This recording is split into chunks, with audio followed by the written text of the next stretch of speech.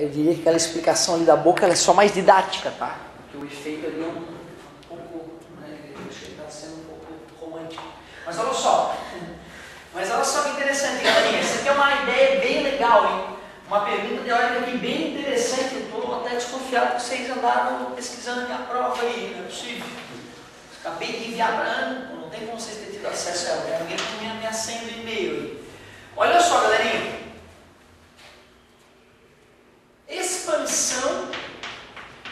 Expansão adiabática. Muito comum aparecer nos itens aí de termodinâmica, né? Em uma expansão adiabática, o gás aumenta a temperatura. Em uma expansão adiabática, o gás recebeu o trabalho, ou cedeu o trabalho, ou realizou o trabalho, ou sofreu o trabalho. Isso tudo para tentar confundir o aluno. Se é termodinâmica, cara, o que diz a primeira lei da termodinâmica? Que o calor recebido por gás vai fazer o gás se expandir, portanto ele realiza trabalho, mas uma grande parte desse calor que o gás recebeu não vai servir para expandir, só vai agitar as moléculas, variação de energia interna. Tudo bem para vocês? Primeiro, se o cara diz que é adiabático, não vai trocar calor. Zero. Não ganha nem perde calor. Concordam comigo? Quer dizer, galera, ó, se o trabalho mais a variação de energia interna dando zero, se esse é mais, aquele tem que ser menos para poder dar zero. Não é uma expansão.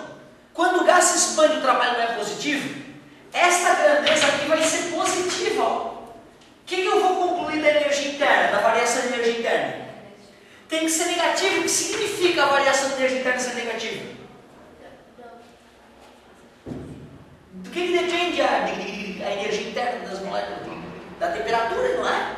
Temperatura não mede a vibração? Se diminuiu a energia interna, o que aconteceu com a temperatura do gás? Diminuiu. Então faz sentido, pô. Se o gás se expandiu, de onde é que veio essa energia se ninguém jogou calor pro gás? Veio dele mesmo? Ele se esfriou para poder se expandir. E vocês usam essa expansão. Se bem que não está mais na moda, o aerosol é tudo rolon hoje, né? Mas o aerosol, cara, ele é geladinho por isso. Porque o gás se expande, estava preso dentro do desodorante. O gás se expande, mas não deu tempo de ele receber calor do ambiente. Então é quase uma expansão adiabática do desodorante. Por isso que é gelado. Então expansão adiabática, lembra do desodorante. Geladinho. Certo? Outra coisa interessante que a gente pode explorar nisso, ó. Um gás só pode aumentar a temperatura se receber calor.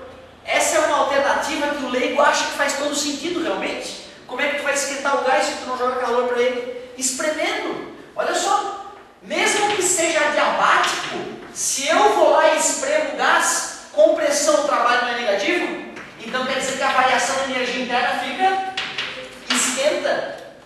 Eu até acho que às vezes eu cito lá do motor a diesel. O motor a diesel ele espreme o ar 16 vezes. O ar chega a 600 graus, cara. Aí quando o cara injeta combustível, não precisa ter faísca para explodir. Explode na hora porque está super quente, sem ter botado calor, só de espremer. Outra, quando tu enche o pneu da tua bicicleta ou a bola com a bomba, certo? Boa parte do calor ali é gerada pelo atrito, é verdade. Mas uma boa parte do calor é gerada porque tu está espremendo ar. E quando tu espreme ar, tu está aplicando um trabalho negativo nele, a variação de energia interna dele, né, tende a ficar positiva, certo? O Agligo ele foi super didático aqui no livro. Ao mostrar isso, né, ao explicar isso ali teoricamente, vou até ler aqui, ó, vou até ler, por que não? Na expansão adiabática, como o gás não absorve nem libera calor, a energia necessária para a realização do trabalho é totalmente fornecida pela energia interna do sistema, a das moléculas. Assim, a energia interna do gás diminui e, consequentemente, há uma queda em sua temperatura. Bom, aí é o seguinte, ó, de uma forma bem simplista, ele botou um carinha ali, assoprando assim, ó, e assim, ó, certo? Pô, cara, tu aplicar a lei agora nessa situação é delicado, né? Porque na verdade, quando o cara faz isso, ó, a principal alteração é na velocidade do ar. Concorda comigo? A velocidade do ar.